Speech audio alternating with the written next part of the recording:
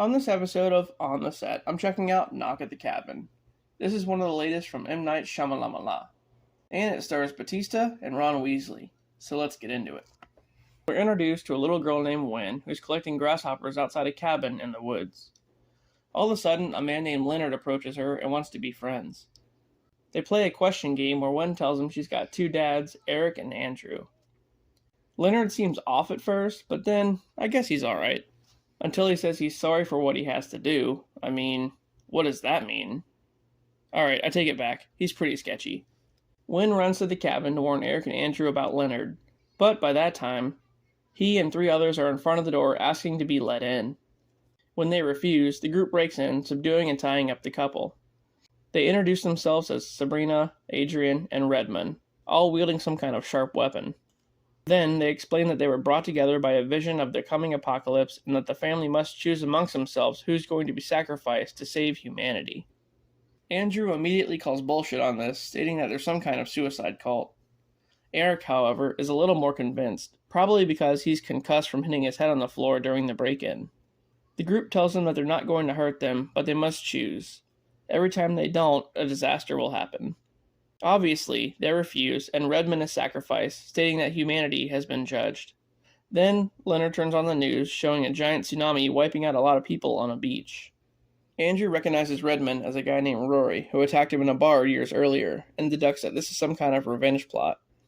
Leonard tells him otherwise, and when they still don't cooperate, Adrian is sacrificed, this time with the news talking about a deadly flu that's wiping out a mass amount of children. Finally, Andrew and Eric break free and fight the remaining two off. As Eric deals with Leonard, Andrew runs to his car to grab a gun, where he shoots Sabrina. With her death comes another disaster, this time the upwards of 700 planes falling out of the sky without warning.